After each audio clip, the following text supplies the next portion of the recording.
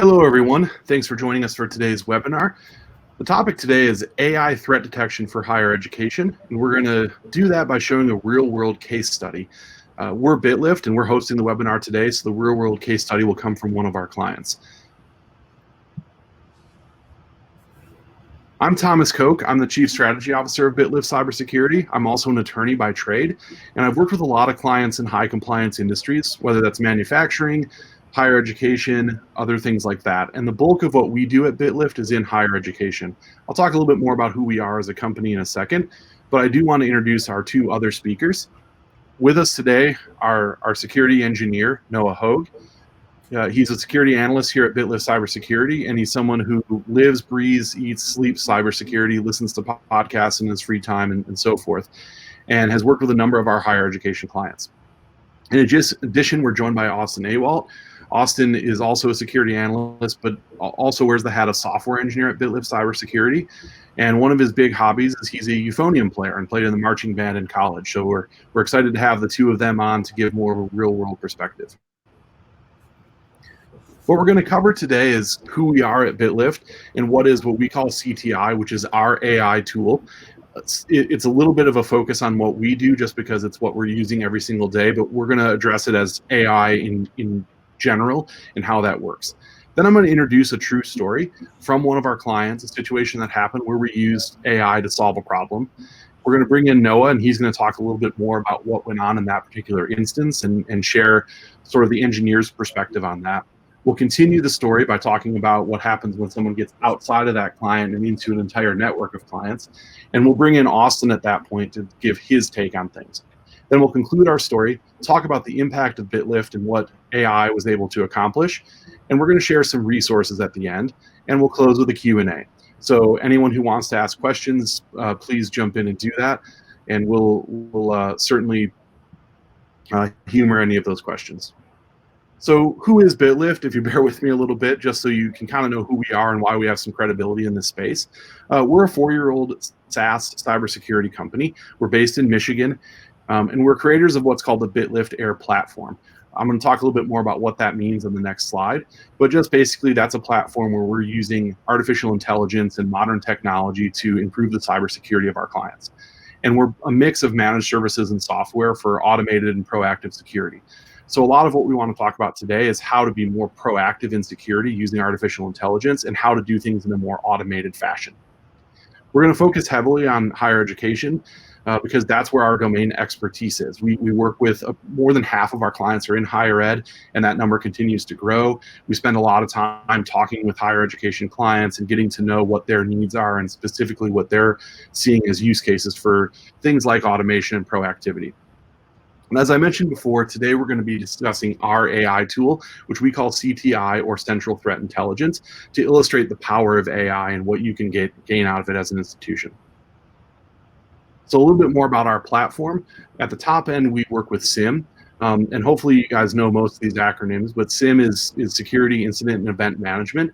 That's what we use for visibility into our clients' networks. And we work with two of the top SIMs, Secure Onyx and Logarithm. There are other SIMs out there. A lot of higher education is working on Splunk right now. There's also things like Rapid7 and others, but we just feel that Logarithm and Secure Onyx are the two best. And so we like working with those. In addition, we have a SOC. Austin and Noah are part of that SOC, and anyone doing security now needs some kind of security operations center to take what they're learning from their SIM environment and make sure that they're properly analyzing things and doing the right things with that. And our SOC is 24/7, 365, which is really the way to go. And at the bottom end, you see SOAR and CTI. As I mentioned, CTI is our Central Threat Intelligence, and that's really our AI engine and what drives a lot of what we do. Our SOAR is our automation tool. So SOAR basically remediates, it works with efficiency and speed to remediate incidences and automate as many things as possible so that you're not spending a lot of time doing manual work. And so again, as mentioned, we're going to highlight the AI side of things, which is our CTI tool. Now, some facts about AI in cybersecurity. These are pretty general. We do have more data on it if you want to talk more. It's a topic that I can geek out on quite a bit. But one thing that's important to know is that the bad actors out there are already using AI. They don't have the same constraints that we have as institutions, and obviously because they're bad actors, they don't have to worry about getting a budget approved and so forth. But they can use this technology. They're moving fast. And because they're moving faster, we need to, as the good guys, use AI to allow for faster and more automated remediations and responses. And the reality is, right now, most of what goes on in the security world is reactive. Too oftentimes, institutions are sitting back, a threat happens, they see it, and then they're responding to it. Really, the goal is to go out and be threat hunting and get proactive about what's going on, not just so you can threat hunt and immunize yourself ahead of time, but also so you can have context into those threats and know what's really going on. A lot of larger organizations are already using AI pretty heavily, especially out in the corporate world, but it's still growing. And a lot of people, the term AI has become a bit of a buzzword where everyone's saying they're using it, but not a lot of people actually are, or at least they're not harnessing the full power of it.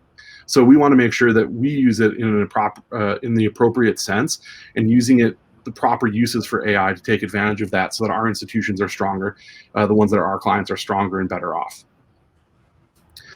So a little bit more about our tool, Central Threat Intelligence.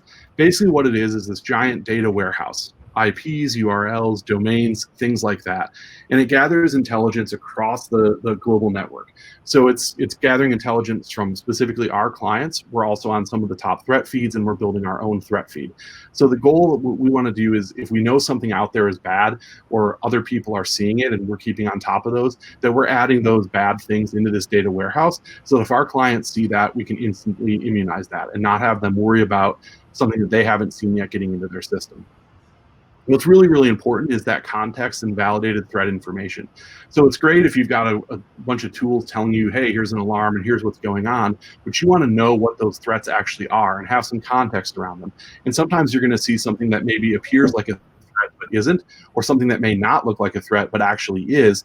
And you want to make sure that you're getting accurate information in your alarms and notifications. The other great thing about AI is, by using this and knowing what the bad stuff is, it can identify and neutralize threats in seconds. So it moves a lot faster. I'm going to use a term that's a little bit of a hot button right now, but herd immunity. We've been using it since before the pandemic, so I apologize for that. But the goal here and what we try to do is give our clients broadly herd immunity, because we're seeing threats in their silo, but also outside of their silo, and making sure that our clients can see everything that's going on in their network. And that's what the story I'm going to tell today illustrates. So what does all this mean? What's the real power of AI? Basically, if you really want proactive security, you have to be able to get out of your own network and go see what's going on outside of your network, and using that network effect, get stronger. See threats that haven't hit you yet, but that are coming down the road, so that you can immunize yourself ahead of time. If you don't, and you get stuck being siloed, you'll be reactive, because there's going to be threats that hit, and they hit somebody next door, but you don't know that it's hit them. And so you're waiting for that to happen, and you're waiting for it to come to you so that you can remediate that. The other great thing about AI is it can be combined with other security tools. Oftentimes when we're talking to people out there, whether they're clients or not, just when I'm participating on social media or going to events, things like that, a lot of other people are using tools like SOAR, or they've bought, the worst I've seen is 50 tools. Somebody told me they had 50 security tools, but a lot of institutions have as many as 10 different tools they're using from a security standpoint. And you want those tools to be talking to each other, integrated properly, and able to do that quickly, so you're not worried about gaps between the tools that you actually have. The other great thing about AI is, if you're on a tight budget, you can use the efficiency created by AI to make things easier and better for you without breaking the bank. It sounds like, hey, AI is going to be super expensive, but you can actually use it to leverage and take advantage of the efficiencies it creates. So now I'm going to go ahead and talk about this real life example. This is a real client story. This is not made up. We're not going to use the name of the client because we don't like to expose who our clients are like that. But this was a private university in the Midwest. It was an interesting type of university because it's a small school on paper, but they actually have a bunch of online students. So it's a mix of on-campus and online students. And in this particular case, like a lot of institutions out there, it's a small security team. In fact, in this case, it's one person. And that guy is a phenomenal security. He's great at what he does, but he's still just one person. And of course, like everybody knows out there, and you'll probably all be rolling your eyes as you hear this, They have a tight budget, and he's being told by his higher ups, okay, we need to be secure, but here's the amount of money we can allocate towards that. And so they're in a situation that a lot of people that we talk to are in. Small team, tight budget, have to do more with less, and they're sitting back reactive right now, and they want to get to where they're automated and proactive. So what happened? There was an attack that occurred, and as is normal with these types of things, the attack didn't happen at what I would call an opportune time. In fact, it was quite inopportune. And we were able to notify them right away and begin working with them and step in and neutralize the threat. And really what helped us here is two things. Our AI got out ahead of things faster than they would have been able to do manually or with just the power of humans. But we also became an extension of that team of one and really helped him out of a situation that maybe he wouldn't have been able to handle on his own. So now what I'm going to do is turn things over to Noah so you can actually get the security analyst take and hear from an engineer about what went on. So go ahead, Noah, introduce yourself and take it away. Thank you, Tom. Hey, everyone. My name is Noah. I am a security analyst here at BitLift. And before I go into how BitLift CTI immunizes threats real time, I'd just like to briefly go over the incident that occurred that we ended up neutralizing that incident from one of the higher educational clients. The backstory of it, we were alerted to a phishing attack from one of the custom alarms that we have deployed throughout our SIMs for our clients. In this particular case, we've seen a widespread of phishing activity reaching student and employee inboxes at this university. And while we were digging into this phishing campaign, we noticed something particular. It was being sent out from another university that already had compromised email accounts, which is pretty interesting incident in all of itself. Most of the time, we don't see other universities that were already compromised sending out compromised emails and phishing campaigns to other universities. So this was highly targeted to the higher education space.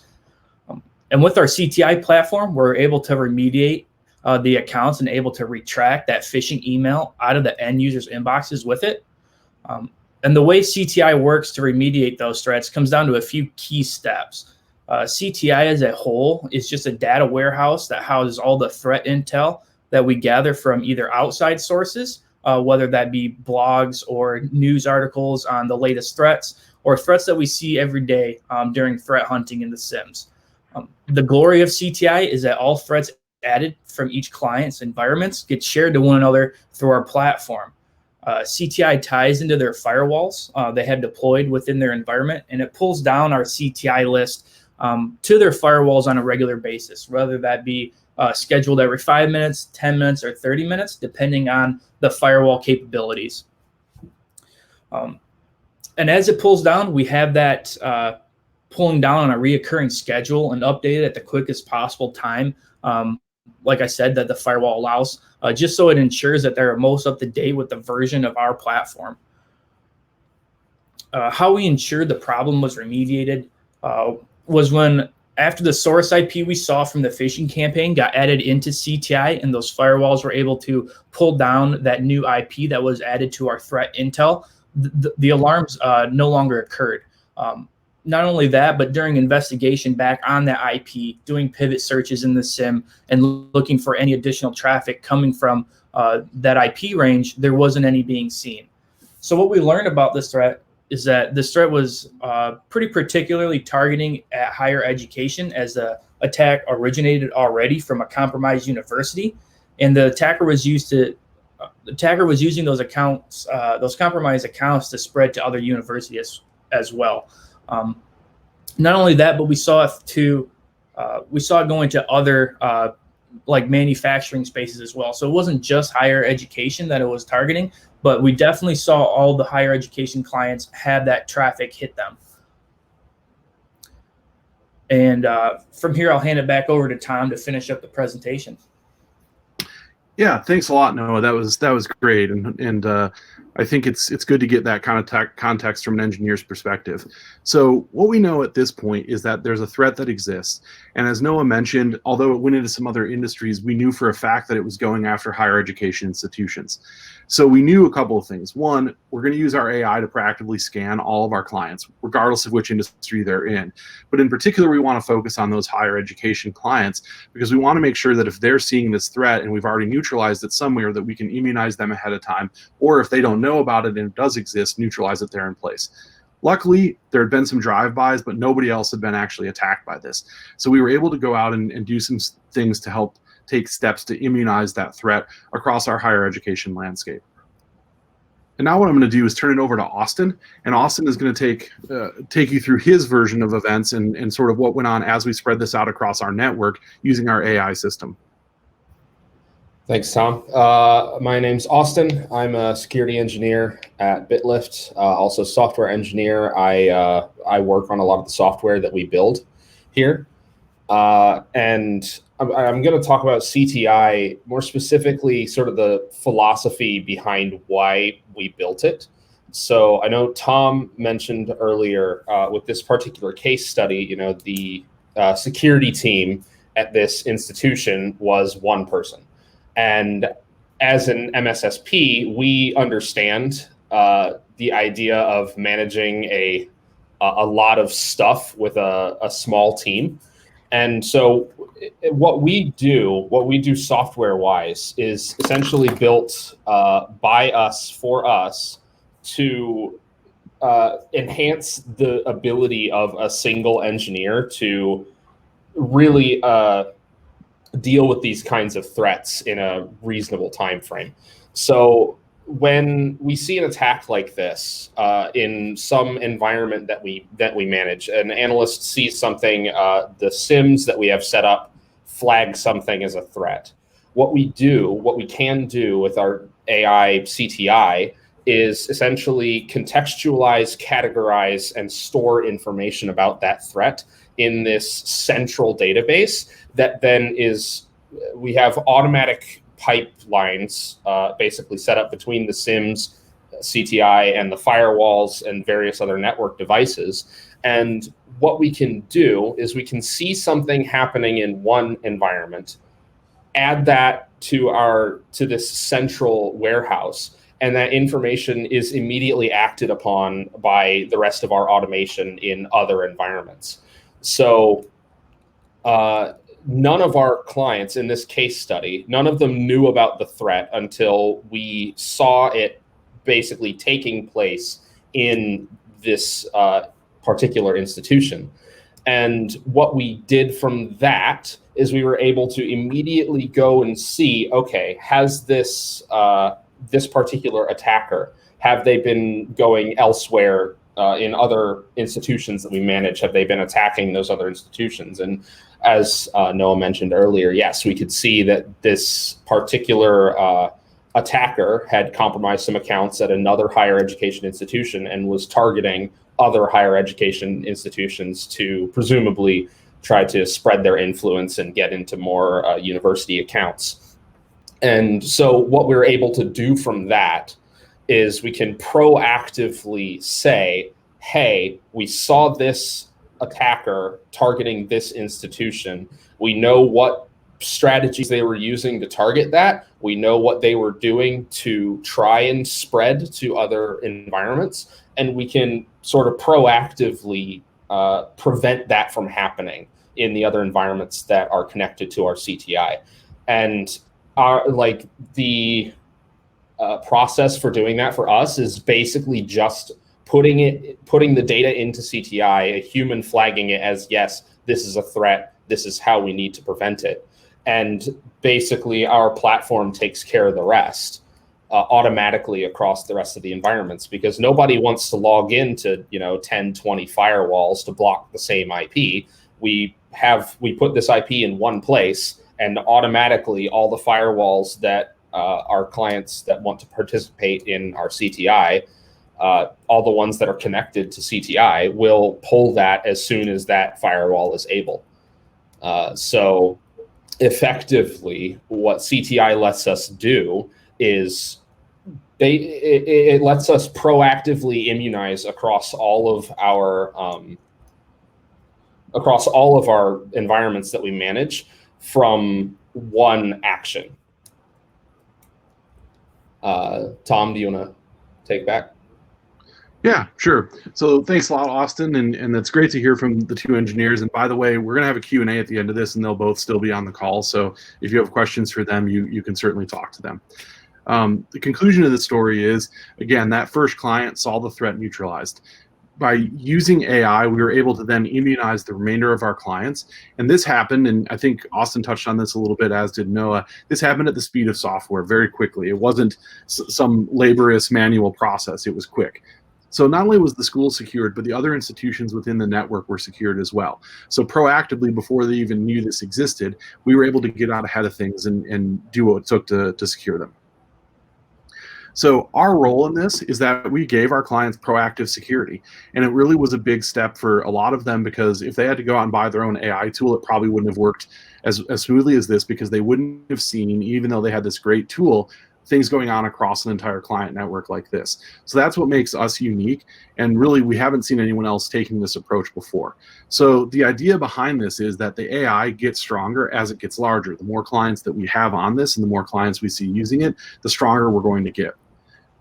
AI also helps us to constantly improve, because we're seeing what's going on, threats that we, are actively threat hunting, putting into that data warehouse, making sure that those things are there listed. So it gets bigger, it gets better, it gets stronger. But it also helps us do more with our SOAR, because now we've contextualized and validated certain threats, and we can automate processes around that once we know that, hey, this is a valid and real threat. And that's the power of AI, right? Whether you're using us or not, if you've got all these different tools, but suddenly they're smarter tools, it makes them better, and you're not worried about vulnerabilities and gaps as much. So basically, once you've combined AI with SOAR, or in our case, our CTI with our SOAR, it's proactive and automated security that not only saves you time, but gets you out ahead of threats you haven't seen before. We do want to share a couple of resources. Obviously, you can visit our website, bitlift.com. There's a lot of blogs, there's a lot of videos and good content that's there. Some of the videos are me, so they're kind of, if you don't like my voice, sorry, I apologize, but they're fun, and most of them are pretty short and quick.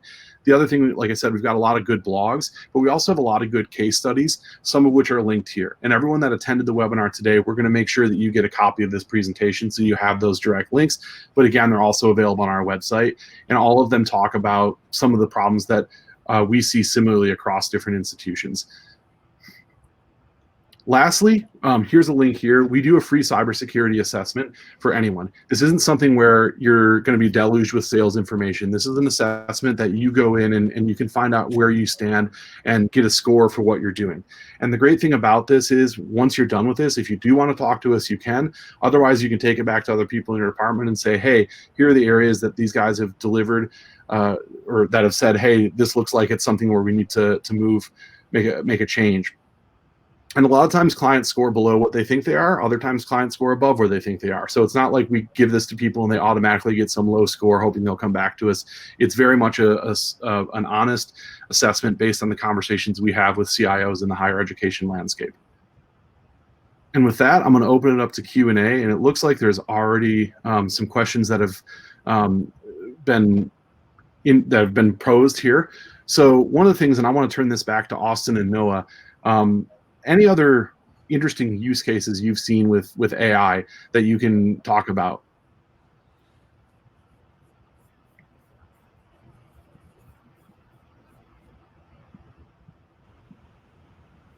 Yeah, I'll take this one.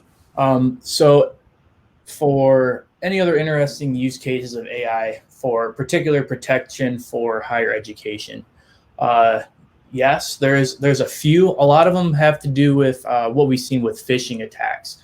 We've had quite a few large phishing campaigns impact individual higher educations that AI has, and AI and CTI itself has helped remediate. Usually, the campaign attacks aren't as severe as what we saw on this one. Usually, it's a trickle of maybe 15, 20 accounts a day, maybe sometimes higher.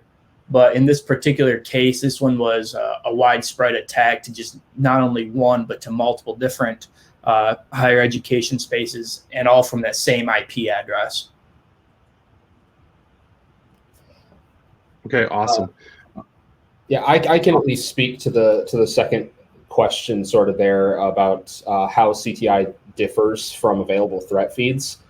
The reality of the world that we live in right now is that IPv4 addresses change hands constantly.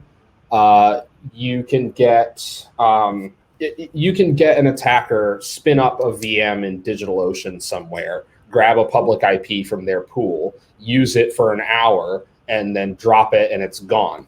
And what we built CTI to differ from sort of the publicly available threat feeds or even some of the private ones. We've gone and vetted those. We look at those threat feeds, and what we see is a lot of stale information. Things from like 3 years ago, they still have this IP address on a list when that IP address has changed hands maybe 5 times since then and is now being used for legitimate purposes. And we don't want to block that anymore. We see that a lot on a lot of the available threat feeds. What we try to do is keep our threat feeds from CTI specifically, we try to keep them clean and active data. So when we put something, say on our IPv4 blacklist, as an example, it stays on there as long as we continue to see activity from that IP address that matches sort of the threat that we categorized it as.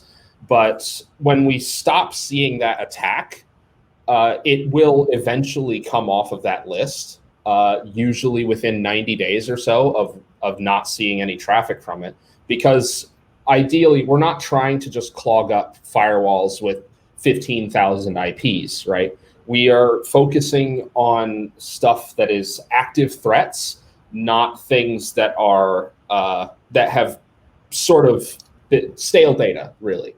We try not to have stale data in our threat feeds. Yeah, great answer, Austin. A couple other questions have come in. The first one is, how does Tenable Nessus vulnerability assessment software compare to other open source software and paid services? Yeah, I can touch a bit on the Tenable Nessus vulnerability scanner. So what Tenable is nice for is when we go ahead, because we do have Nessus vulnerability as an additional package that we can do here at BitLift. So what Nessus does is initially we do a scan for on your network, see all the hosts that it has. After that, we do scanning every monthly scans, or how many scans is particular to the use case. But what it allows Nessus to do is Nessus is able to look at all those individual endpoints, bring back that data in a high, low, critical vulnerability state, give a description of what exactly that vulnerability is, how to remediate that vulnerability, and when we do a scan again, we can see if that vulnerability is actually still there, still relevant on that host. Compared to open source software and paid services, I think Tenable takes the cake on pretty much anything open source that's out there. Tenable does a phenomenal job of not only giving us that contextualized detail of what exactly CVE is bringing back from that vulnerability on that host, but also gives us a lot more detail into what exactly does that vulnerability bring to your guys' environment, and what remediation steps can you take in order for that to be resolved. Awesome. Now here's a question I know I'm not going to be able to answer. I feel like this is probably a good Austin question, but it says, good approach, but I somewhat feel it is still based on IOC. How is this AI-based approach, or how this AI-based approach is going to help in identifying and understanding of TTP of an attacker? Right. So really, you can't get away from IOC. That's indicators of compromise. If you don't know the acronym, you can't completely step away from that. But what AI lets us do is we can take those known IOCs and sort of contextualize them with the other metadata surrounding that. So when we see an indicator of compromise, we can look at the other information that surrounded that known indicator and sort of contextualize that alongside the known indicator to define the TTP of a particular attacker. I'm assuming you're referring to tactics, techniques, procedures. That's the acronym that I know of TTP. So what AI lets us do is sort of that manual heavy lifting data job of associating unknown IOCs with known IOCs and using those to build out understandings of TTPs automatically. So we're not going out and having to sort of research what are the hackers doing. We can see what they're doing in our environments. I know that we don't, not all of our clients like this analogy, but we like to think of our environments as honeypots, really, because anything worth protecting is a honeypot. And so all of these active environments that we're managing, we're using that AI to contextualize those indicators of compromise, contextualize the data surrounding them. What else are they doing? And using that to build out basically new TTP understandings as they're happening in a particular environment. And then proactively go out and prevent that TTP from working in other environments. Awesome. Hopefully that answers the question, and I appreciate the answer, Austin. At this point in time, it's at the close of our webinar. If there's any final questions, we'll hang out for another minute. Otherwise, what we'll do is we'll take this presentation, we'll send it out to everyone that attended here. This is being recorded, and it is available on the Bright Talk page that we have, so you can go back and watch it again, or if you know other people that might be interested, please go ahead and share it with them. But we do really appreciate you attending and giving us a half an hour. We know you guys are all busy, and we really, really appreciate it. And hopefully you had fun and learned something. And thanks, Austin and Noah. Thanks, Tom.